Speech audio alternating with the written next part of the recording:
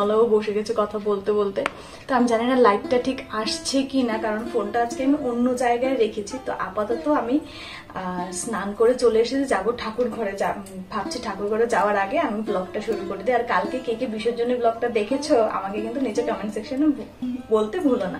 তো দেখো এইবার আমি এই মঙ্গলসূত্রটা আমি পরে নিচ্ছি। আর এই মঙ্গলসূত্রটা না দিয়েছিল আমার পিসি, মানে আমার সেজো পিসি, ঝর্ণা পিসি। তো হয়তোবা আমার দিদি ব্লগটা দেখছে, তো দিদি দেখবে। তো এই মঙ্গলসূত্রটাই আজকে আমি পরবো। আর এটা কেন পরছি, কারণ এটার যে ট্যাসেলটা আছে গ্রিন কালারের, সেটা আমার অনেক শাড়ির সাথে যাবে। তো এই 2-3 দিন আমি এটাই পরে রাখবো। তো আস্তে আস্তে না যখন আমি বিয়ের গয়না পরবো তখন কিন্তু তোমাদেরকে আমি ঠিক দেখিয়ে দেবো। এই দেখো মঙ্গলসূত্রটা কিন্তু খুবই সুন্দর, আমার খুবই ভালো লেগেছে। তো আপাতত আমি পরে নিই। আর আজকে একদমই বেশি কথা বলার টাইম নেই, বাপরে বাপ।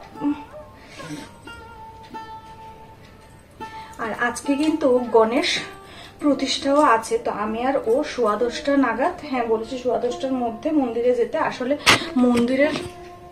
মন্দিরের কথা কেন বলছি, কারণ আমরা গণেশ প্রতিষ্ঠাটা সেটা মন্দিরেই করব। মন্দিরে করে তারপর বাড়িতে নিয়ে চলে আসব।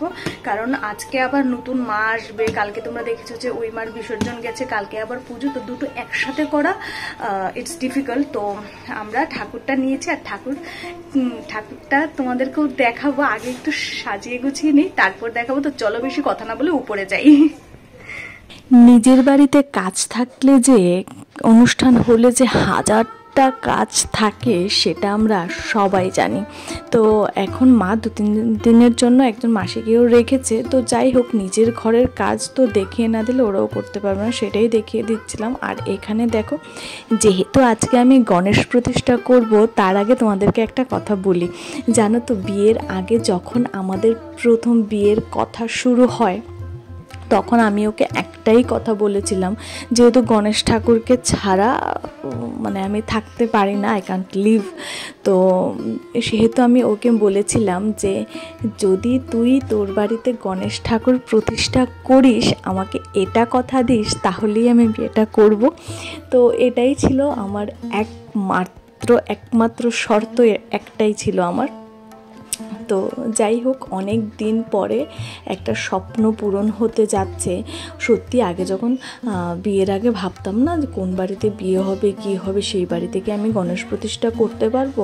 তারপর আবার ভাবতাম করতে পারবো না কেন, অবশ্যই করব, জোর খাটিয়ে হলেও নিজেরটা আমি ছিনিয়ে নেব। তো যাই হোক, তো এই বাড়িতে এসে আমাকে কিছু ছিনিয়ে নিতে হয়নি, জানো। সেই জিনিসটা আমি এখনও উপলব্ধি করতেই পারিনি। আর এখানে কথা বলতে বলতে তোমাদেরকে ডেকোরেশনটাও এখনও কমপ্লিট হয়নি। এটা হলো খাওয়ার জায়গা, প্রসাদের জায়গা, সেটাও তোমাদেরকে আমি দেখিয়ে দিচ্ছি। তো যেটা বলছিলাম, এই বাড়িতে না মা বাবা ও প্রচণ্ড সাপোর্টিভ, প্রচণ্ড। আমার কোনো কথা বলার আগেই তারা সব জিনিস আমার জন্য তৈরি করে দেয়। তো সেটাই। তো এইখানে দেখো, ঘরটা অলমোস্ট আমি গুছিয়ে দিয়েছি, সোফা সেট থেকে শুরু করে এটার কাভারটাও নতুন দিয়েছি। আর চলো ঘরে গিয়ে এবার দেখাই যে আজকে আমি আরও কী পরবো। আমি অলওয়েজ না কোনো অনুষ্ঠানে একটু ম্যাচ করে পরার চেষ্টা করি। তো ওর জন্য গ্রিন পাঞ্জাবি রেখেছিলাম, কিন্তু পাঞ্জাবিটা উনি আর খুঁজে পাচ্ছে না। তো ওই জন্য এই শাড়িটা মনে আছে, আমার হলুদের শাড়িটা, কাতান সিল্কটা শাড়িটা আমার এত প্রিয়, ঠিক যেমন সফট তেমনি দেখতেও সুন্দর। একেবারে রেডি হয়ে পড়েছি, কথা বলার একদমই টাইম নেই, বেরিয়ে পড়বো। তো এই শাড়িটাই পরে নিলাম। আর এই শাড়ির শর্টসটা কিন্তু তোমরা অলরেডি আমার শর্টসে পেয়ে যাবে। তো চলো এবার যাওয়া যাক। ওকেও জোর করে ক্যামেরার সামনে নিয়ে আসলাম। আসলে জোর করে কেন নিয়ে এসেছি, ওরও হাতে প্রচুর কাজ। ও মানে একটু যে রিল্যাক্স করবে সেটা টাইমই পাচ্ছে না।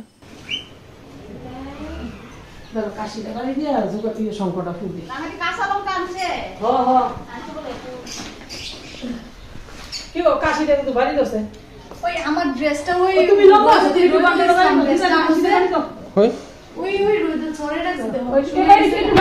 ভুগের রান্নার লেগে কালকা, হ্যাঁ, আর অর্ধেক থেকে এদিকে লেগে গেল, বুঝলি, বামাতে কিছু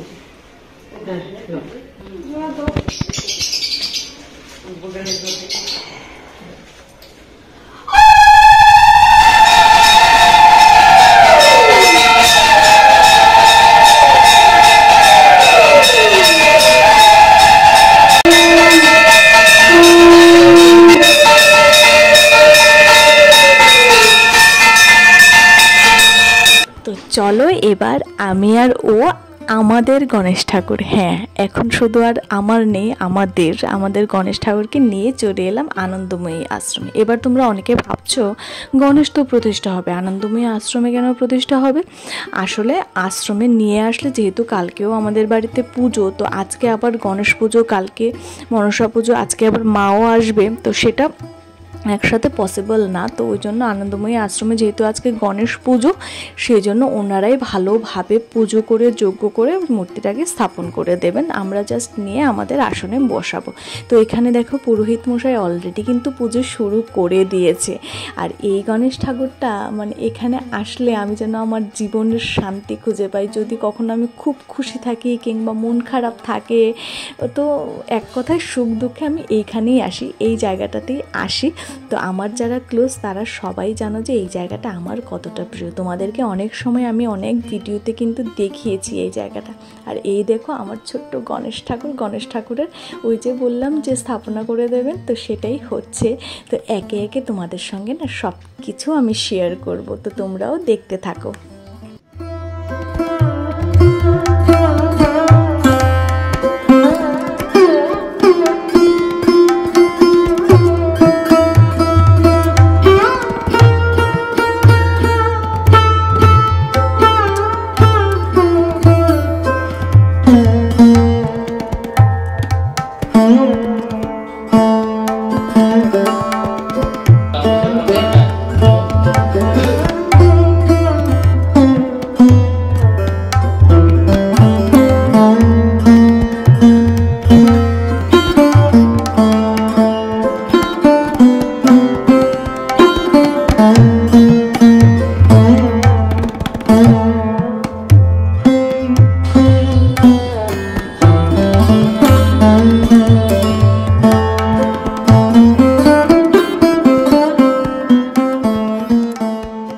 আজকের এই দিনটি কিন্তু আমার অনেক দিনের স্বপ্ন ছিল, সব কিছু এত ভালোভাবে হবে আমি ভাবতে পারিনি। তো যাই হোক, চলো এখন যজ্ঞ শেষের পথে এখন আমরা ঘরে ফিরবো আমাদের গণেশ ঠাকুরকে নিয়ে। তারা কাজ করতেছে, ওই বয়রা তারা তো কাজ করতেছে যে।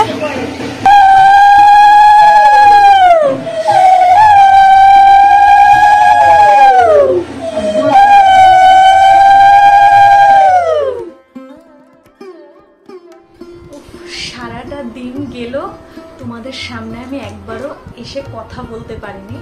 সেই যে সকালবেলা ব্লগটা শুরু করেছিলাম, তো আমি এক্ষুনি মানে একটু রেস্ট নেওয়ার জন্য ঘরে এসেছিলাম। সবাই উপরে আছে, ঠাকুর ঘরে আছে, তো একটু পরে মা চলে আসবেন, তো আমি ও সবাই মিলে মাকে বরণ করতে যাব।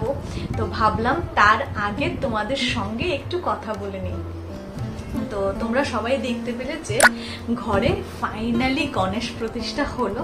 তো আমার বিয়ের আগে না ওকে আমি বলতাম, যদি তুই আমাকে নিয়ে যাস তাহলে কিন্তু আমার সাথে আমার গণেশ ঠাকুরকেও নিতে হবে। তো এটাই ছিল আমার একটাই শর্ত। তো আজকে আমি ভীষণ খুশি। বিয়ের আগে আমি ভাবতাম একটা মেয়ের তো বিয়ে তো অবভিয়াসলি হবেই, তো আমি আগে ভাবতাম যেদিকেই হোক না কেন আমি আমার গণেশ ঠাকুরকে প্রতিষ্ঠা করব। তো এই বাড়ির মা বাবা ও আমাকে পুরোপুরিভাবে সেই সাপোর্ট দিয়েছে, স্বাধীনতা দিয়েছে, নিজের মতো করে চলার, নিজের মতো করে আমার গণেশ ঠাকুরকে প্রতিষ্ঠা করার। আর যেহেতু এই বাড়িতে আমার মনসা মাও আছে, তো একই সাথে ভাই বোন একই সাথে থাকবে, তো সেটাই ভাবলাম তোমাদের সঙ্গে একটু শেয়ার করে দিই। তো নিচে কমেন্ট সেকশনে একটু বলো যে আমার গণেশ ঠাকুরকে তোমাদের কেমন লেগেছে। তো চলো এখন আপাতত একটু রেস্ট করি, তারপর আবার মাকে বরণ করতে যাব। তো তারপর আবার তোমাদের সামনে আসছি। না আটা দুই দেন আর আটা কি বাইক করছ না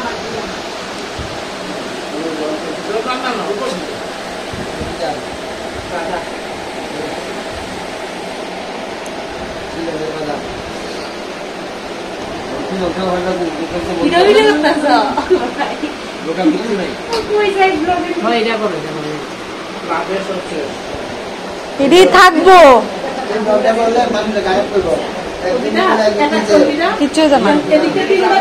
বিয়ের পর আমার এই বাড়িতে প্রথম পুজো। একটু সাজগোজ না করলে হয় বলো? মাকে বরণ করতে যাব, বরণ করে ঘরে নিয়ে আসব।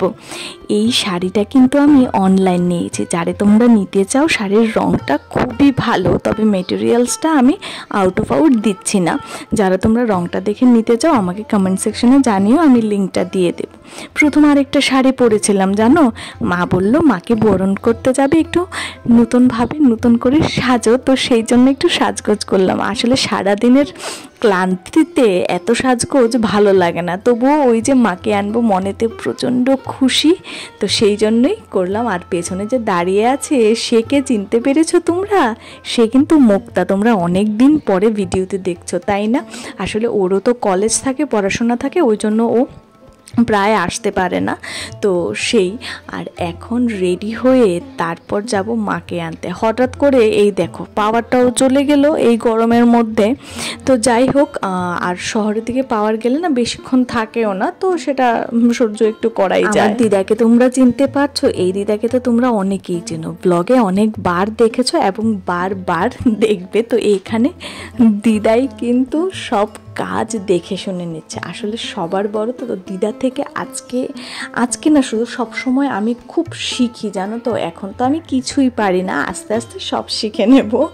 তো যাই হোক, আমি আস্তে আস্তে দেখছি যে মা মনসার পুজোতে হাজারটা নিয়ম জানো, মানে একবার দেখে যে মনে রাখবে সেটা পসিবল না।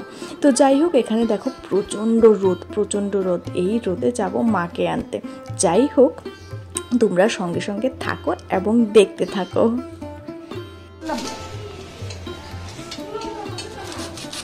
আরে হের শক্তি কম তো, কিছু কত লাগবে না, তুমি দাঁড়াও। যাও যাও যাও কইও না, কত কিছু জানরা কাজ করুন লাগে।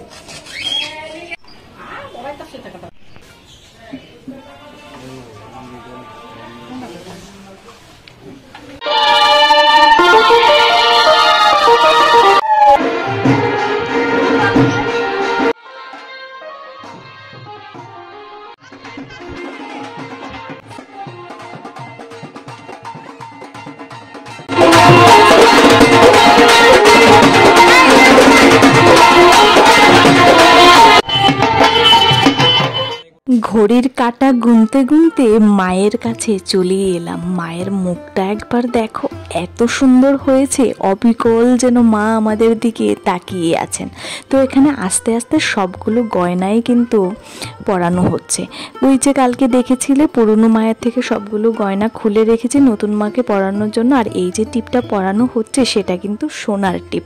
আমি যখন প্রথম এসেছিলাম তখন ভেবেছিলাম মা সোনার টিপ তো গোল্ডেন কালার হবে, এটা কেন লাল? আসলে সোনার টিপের উপরে সিঁদুর দেওয়া হয় তো ওই জন্য টিপটা লাল হয়ে গেছে।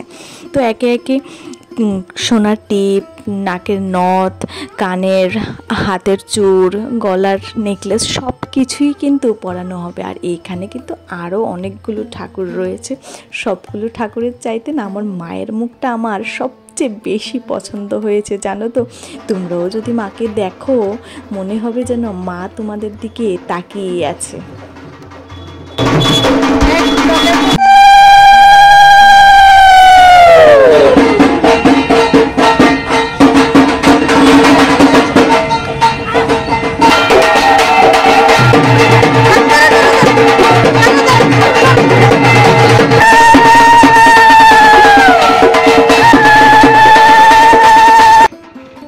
চলো এবার মাকে নিয়ে রওনা হই আমাদের বাড়ির উদ্দেশ্যে। আসলে একটি রাত মা বাড়িতে ছিলেন না, সেটাই যেন মনটা আশপাশ করছিল।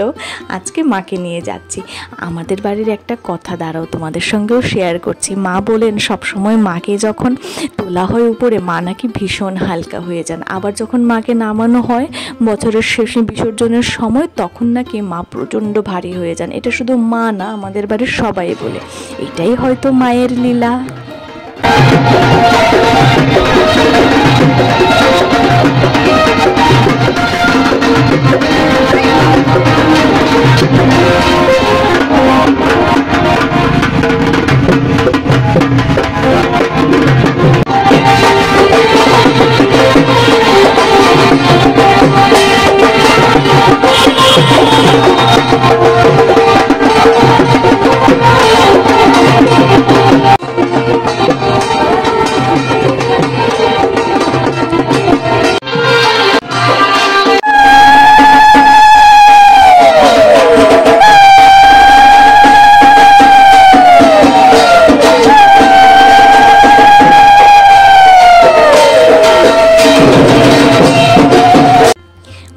মাকে অবশেষে মায়ের জায়গাতেই বসানো হলো। যদি আমার এই সারাদিনের আজকের ব্লগটা তোমাদের ভালো লাগে, মায়ের আগমনের পর তোমাদের কেমন লাগছে আমাদের মাকে দেখে নিচে কিন্তু কমেন্ট সেকশনে জানাতে একদম ভুলো না। কালকে ফিরে আসছি মায়ের পুজো নিয়ে, আরও একটি নতুন ব্লগ নিয়ে। আজকে দুটো কাজ হলো, একটা আমার গণেশ প্রতিষ্ঠা, একটা মায়ের আগমন। চলো টাটা।